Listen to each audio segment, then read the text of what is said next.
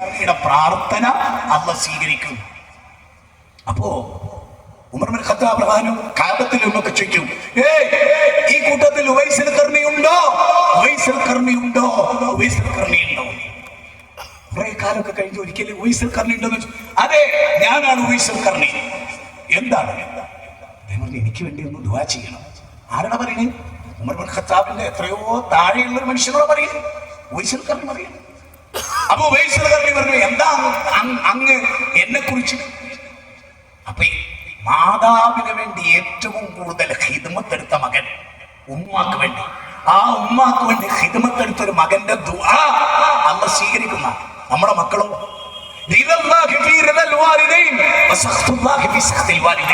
മാതാപിതാക്കളുടെ കോപത്തിലാണ് അള്ളാന്റെ കോപം, മാതാപിതാക്കളുടെ തൃപ്തിയിലാണ് അള്ളാന്റെ തൃപ്തി. ഇപ്പൊ എന്താ നമ്മുടെ മക്കളുടെ സ്ഥിതി? തള്ളേ തന്ത ഇന്നൊക്കെ ലോകം തിരിയില്ല. ഇപ്പൊ കഴിഞ്ഞ ദിവസം സോഷ്യൽ മീഡിയയിൽ പോയൊരു വീഡിയോ കണ്ടില്ലേ? ഒരു മോള് പറയുന്നത്, ഞാനത് ശക്തമായി പരപ്പനങ്ങാടി തിരുത്തുകയാണ്. ഇത് ക്ലിപ്പായിട്ട് വരുന്നതുകൊണ്ട് എനിക്കൊരു വിരോധമില്ല, കേട്ടോളൂ. അതെന്താ? അത് മുസ്ലിം കുട്ടികളെ മാത്രം തിരഞ്ഞെടുത്ത് ലിബറലിസ്റ്റുകൾ പ്രത്യേകം വീഡിയോ ചെയ്യുന്നുണ്ട്. നിങ്ങൾ ശരിക്കും മനസ്സിലാക്കണം. മുസ്ലിം കുട്ടികളെ, സ്കൂൾ കുട്ടികളൊക്കെ ഇങ്ങനെ നിർത്തുക ബോധപൂർവം. എന്നിട്ട് അവരോട് ചോദിക്കാം, മോളെ കല്യാണം? അപ്പൊ എന്റെ തന്ത പറഞ്ഞു, എന്റെ തന്ത പറഞ്ഞു, കല്യാണം കഴിച്ചിട്ട് പഠിച്ചാൽ മതി, എനിക്ക് PG ചെയ്യണം. ഞാൻ അവിടെ ഒരു തിരുത്ത് നടത്താൻ ആഗ്രഹിക്കുന്നു. കല്യാണത്തോടുകൂടി പഠിപ്പും മുടങ്ങും എന്ന് ആരോ പറഞ്ഞ് ധരിപ്പിച്ചു. ഇസ്ലാമിൽ അങ്ങനെ ഇല്ലെന്ന് മാത്രമല്ല, ആണിനേക്കാൾ കൂടുതൽ പഠിക്കേണ്ടത് പെണ്ണാണെന്നാണ് ഖുർആൻ പറയുന്നത്. ആണിന്റെ മേലെ ഡിഗ്രി പെണ്ണിന്, അഹങ്കാരത്തിനല്ല. അത് പെണ്ണ് ശരിക്കും പഠിക്കണം. അത് തെരുവ് തെണ്ടി എടുക്കാനല്ല. അല്ല, അങ്ങനെ വിചാരിക്കരുത്. പെണ്ണ് അല്ല ഉമ്മ മദ്രസത്തുന്ന, അല്ല ഉപ്പ മദ്രസത്തുന്നല്ല, ഉമ്മയാണ് പാഠശാല. അപ്പൊ ഉമ്മയുടെ കൂടെയാണ് മക്കൾ കൂടുതൽ സമയം. പാപ്പ വല്ല ലണ്ടനിലോ അമേരിക്കയിലോ ചൈനയിലോ ബർമയിലോ പാകിസ്ഥാനിലോ ലോകത്തെവിടെയോ അതിന് ഉപജീവനം തേടിപ്പോയാണ്. പക്ഷെ ഉമ്മ കൂടെയുണ്ട്. ആ ഉമ്മക്ക് വിദ്യാഭ്യാസം ഉണ്ടാവണം. വിശുദ്ധ ഖുർആനിന്റെ തുടക്കം തന്നെ ബിസ്മി റബ്ബിക്കല്ലദീ ഖലഖ് ഖലഖൽ ഇൻസാന മിൻ അലഖ് ഇഖ്റ വറബ്ബുക്കൽ അക്റമുല്ലദീ അല്ലമ ബിൽ ഖലം അല്ലമ ബിൽ ഖലം നൂൻ വൽ ഖലമി വമാ യസ്റൂൻ മാ അൻത ബിനിഅമതി റബ്ബിക ബിമജ്നൂൻ. പഠനം, പേന ആണിനും പെണ്ണിനും ഒരേപോലെ ബാധകമാണ്. പേന എടുക്കുക എന്നുള്ളത് അത് പഠിക്കണം. പക്ഷെ ഇന്നത്തെ പെൺകുട്ടികൾ പഠിക്കണ പഠിപ്പല്ല. ഇന്നത്തെ പെൺകുട്ടികളുടെ അവസ്ഥ എന്താ അറിയുന്നത്? ഞാൻ കഴിഞ്ഞ ദിവസം ഒരു 4 മണിക്ക് ശേഷം സുബൈന്റെ മുമ്പായിട്ടൊരു യാത്ര. അപ്പൊ എന്റെ കൂടെ വളരെ പ്രഗത്ഭനായ ഒരു മനുഷ്യൻ. ഞാൻ അദ്ദേഹത്തോട് പറഞ്ഞു, എന്നെയൊക്കെ നിങ്ങളൊക്കെ പലപ്പോഴും വിമർശിക്കേണ്ടല്ലോ, ഞാൻ നിങ്ങൾക്കൊരു കാഴ്ച കാണിച്ചു തരാം. കോഴിക്കോട് എത്തുന്നവരെ, ബാലുശ്ശേരിയിൽ നിന്ന് കോഴിക്കോട് എത്തുന്നവരെ നിങ്ങൾ മിണ്ടരുത്, ഞാൻ കാണിക്കുന്ന കാഴ്ച മാത്രം കണ്ടാൽ മതി. ഇത് നിങ്ങൾക്കൊക്കെ അനുഭവപ്പെട്ടിട്ടില്ലെങ്കിൽ നിങ്ങൾ നോക്കണം. ഞാൻ പറഞ്ഞു, ആദ്യത്തെ ബസ് സ്റ്റോപ്പ് അന്വേഷിച്ചു, അതാരാന്ന് ചോദിച്ചു. അത് പെണ്ണ്. രണ്ടാമത്തെ വർഷം പോയി, അതാരാ? അത് പെണ്ണുങ്ങൾ. മൂന്നാമത്തെ വർഷം പോയി, അത് പെൺകൂട്ടം. 4-ാമത്തെ വർഷം പോയി, എല്ലാ ബസ് സ്റ്റോപ്പിലും 4 മണിക്ക് ഷാദി അങ്ങനെ പെണ്ണുങ്ങളാണ്. ഇന്ന് മുതൽ നോട്ട് ചെയ്തോ, ഏറ്റവും ഒടുവിൽ വീട്ടിലെത്തുന്നതും പെണ്ണാണ്. ആധുനിക ലോകത്ത് ഏറ്റവും ആദ്യം തെരുവിലിറങ്ങുന്നതും പെണ്ണ്, ഏറ്റവും ഒടുവിൽ വീട്ടിൽ കയറുന്നതും പെണ്ണ്. അപ്പൊ പെണ്ണ് വീട്ടിലില്ല. അപ്പൊ സംഭവിക്കുന്നറിയോ? ലിബറലിസം എവിടെ എത്തിയറിയോ?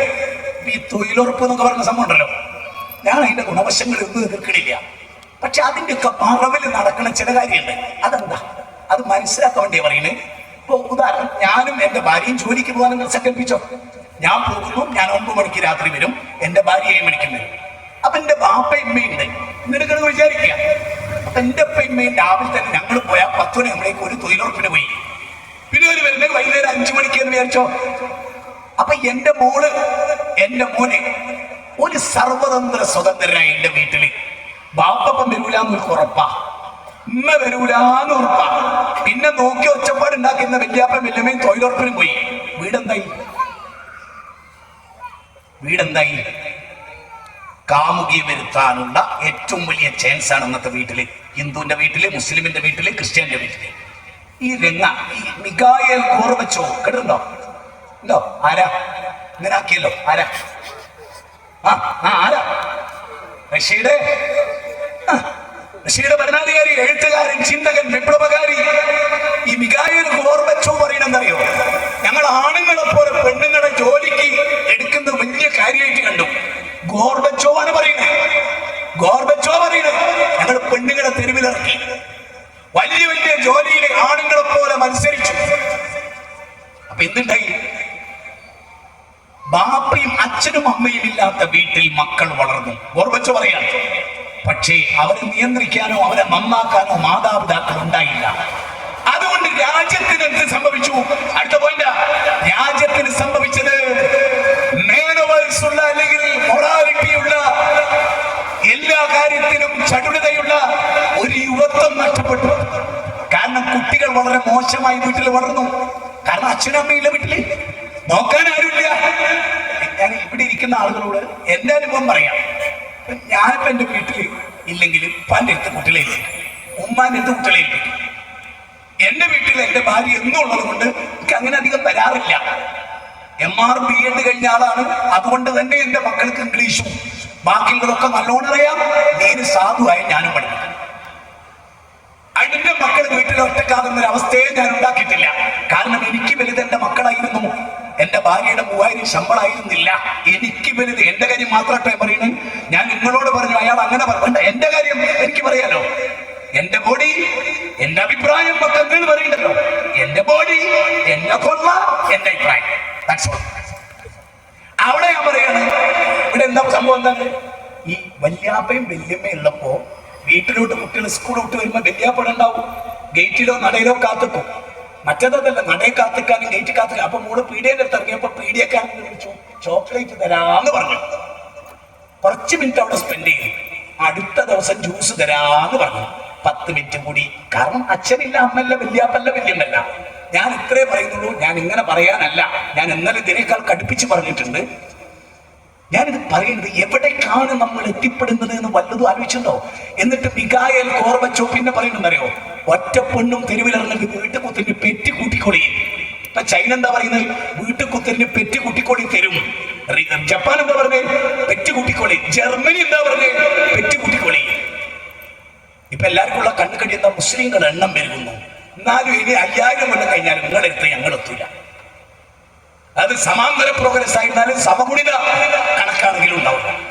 പിന്നെ ഞങ്ങളുടെ പ്രത്യേകത എന്താ അറിയോ?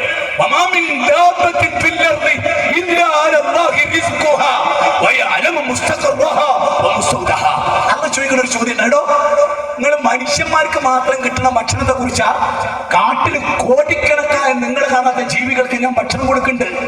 ആഴിയിൽ കോടിക്കണക്കിന് ജീവവർഗങ്ങൾക്ക് ഭൂമിയുടെ മാൻഡിലിൽ വരെ തളച്ചു കൊള്ളുന്ന ലാഭകൾക്കുള്ളിൽ വരെ ജീവന്റെ തുടിപ്പുകളെ സന്നിവേശിപ്പിച്ച റബ്ബ് അവർക്ക് ഭക്ഷണം കൊടുക്കുന്നുണ്ട്.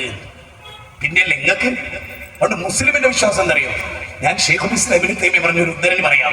ഞാൻ പറയാണ്, ഒരാൾക്ക് കുട്ടികളുടെ എണ്ണം കൂടുന്നതിനനുസരിച്ച് ബർക്കത്ത് കൂടിക്കൊണ്ടേയിരിക്കും, ഉപജീവനം കൂടിക്കൊണ്ടേയിരിക്കും. ഉദാഹരണം, എൻ്റെ ഉപ്പാക്ക് 7 മക്കളായി. 7നും അള്ളാഹുവിന്റെ അനുഗ്രഹം കൊണ്ട് ബാപ്പ ബർക്കത്ത് കണ്ടിട്ടുണ്ടാവണം. എനിക്ക് 11 കുട്ടികളാണ്. ഈ കുത്തിരിക്കുന്നത് എനിക്കിടാവും. 11 മക്കൾ, 6 പെൺകുട്ടി, 5 ആൺകുട്ടികൾ. ബർക്കത്തോട് ബർക്കത്തായി. ആളുകൾ ആണായാലും പെണ്ണായാലും 2 മതി.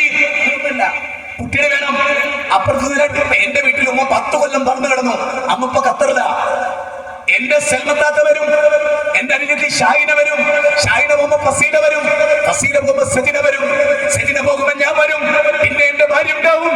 മാറി മാറി ഉമ്മാനെ നിരത്ത് വെക്കാതെ ഞങ്ങൾ എല്ലാവരും നോക്കി. ഉമ്മയെ സ്നേഹിച്ചു, അമ്മ പഠിപ്പിച്ചു. ചേന്ന് പറയരുത് എന്ന് പറഞ്ഞു, ഞങ്ങൾ ചേന്ന് പറഞ്ഞില്ല എന്ന് പറഞ്ഞാൽ മുസ്ലിങ്ങളുടെ അവസ്ഥയെ പറയുന്നത്.